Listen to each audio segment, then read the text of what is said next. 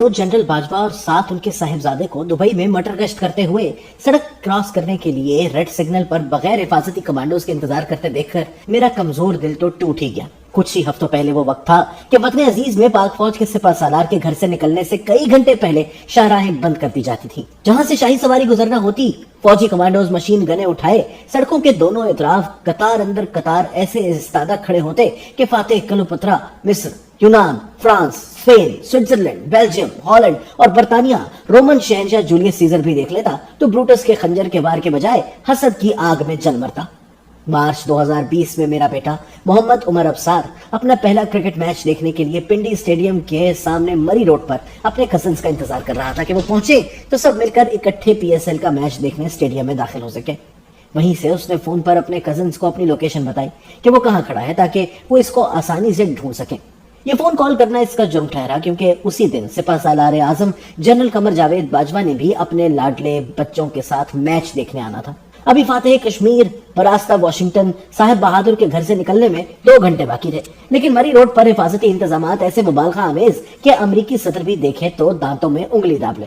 मरी रोड पर जहां इतराफ पाक फौज के बहादुर और पंजाब पुलिस के गबरू जवान सिविलियन कपड़ों और यूनिफॉर्म में ड्यूटी पर मौजूद थे। छतों पर खुदकार राइफलों के साथ शार्प शूटर्स काले चश्मे लगाए मशकूक अफराद को ढूंढ रहे थे। सिक्योरिटी इदारों की बम प्रूफ गाड़ियां मुसल्लाह फौजियों को बिठाए मरी रोड पर जन जन करते ऐसे गुजर रही थी जैसे इंडिया ने कहूटा एटमी प्लांट पर हमला कर दिया हो। इन फर्शनास सहलकारों ने जब एक 20 साल लड़के को फोन पर बात करते हुए देखा तो भगदड़ मच गई। फौज और पुलिस के चाको चौबंद जवानों ने फौरन उसको घेर लिया, उसके हाथ से फोन छीन लिया और उसे घसीटते हुए साथ ले गए।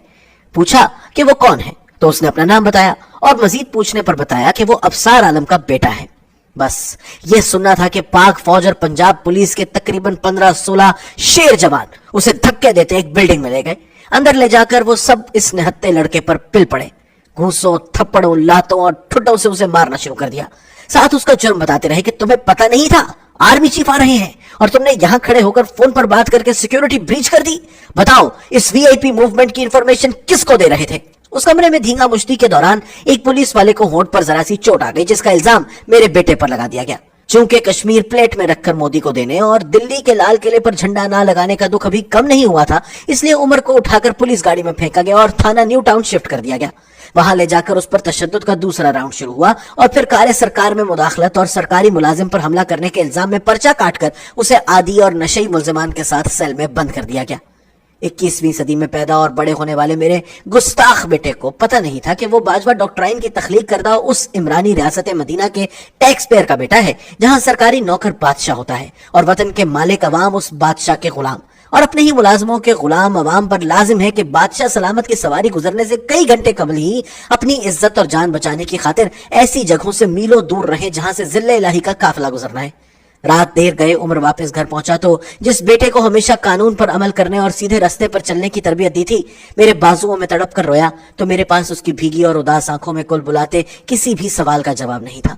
उस रात से मेरे इकलौते बेटे के नफ्सियाती मसाइल शुरू हुए जिनका इलाज और थेरेपी आज 3रे साल भी जारी है। पूरे खानदान ने जो परेशानी उठाई वो एक तरफ, लेकिन उसका एक तालीमी साल जाया हो गया और आज भी वो अपने ट्रॉमा से निकलने की कोशिश कर रहा है। जनरल कमर बाजवा, मेरे और कौम के बेटों और आपके बेटों में फर्क सिर्फ ये है कि हमारे बच्चे बदकिस्मत हैं क्योंकि वो उन वालिदैन की औलाद हैं जो हमेशा ईमानदारी से अपना रिज़्क़ हलाल इसी वतन में कमाते हैं, टैक्स देते हैं, अपने बच्चों को वतन से मोहब्बत सिखाते हैं, यही घर बनाते और कारोबार करते हैं, हराम का अरबों रुपया लूट कर जमीनों पर कब्जे करके हर हाउसिंग सोसाइटी में खानदान के हर फर्द के नाम पर भत्ते में प्लॉट और महल नुमा घर हथिया कर अपने और अपनी 7 नस्लों के लिए जायदादें नहीं बनाते।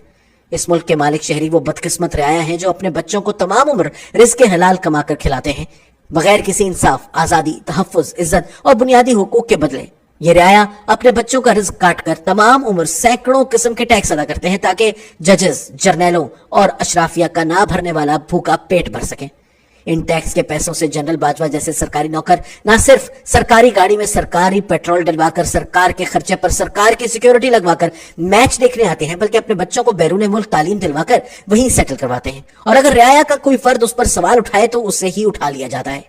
वतन अजीज में कई साल मुफ्ते का कर्रोफर एंजॉय करने के बाद जनरल बाजवा को इस तरह जर्नैली ठाठ बाट के बगैर बेनीलो मुराम दुबई की सड़कों पर अपने बेटे के साथ पैदल जूते चटखाते देखकर मुसर्रत नहीं حسرت ہوئی کہ کاش ہمارے وطن کی بھی اتنی قسمت ہوتی جہاں پر آپ جیسے گھر کے ببر شیر اور محلے کے خرگوش کراچی، کوئٹہ، کشمیر، پشاور، لاہور کی سڑکوں، چوراہوں اور اسلام آباد کی مارگلہ روڈ پر آئین قانون کی حرمت کرتے ریڈ سگنل پر اپنی درجنوں بم اور بلٹ پروف گاڑیوں میں ریڈ سگنل کا احترام کرتے دکھائی دیتے۔ ٹک ہرس و ہوا کو چھوڑ میاں، مت دیس بدیس پھر مارا، قزاق اجل کا لوٹے ہیں دن رات بجا کر نکارا، کیا گیہوں چاول موٹھ مٹر، کیا آگ دھواں کیا انگارا،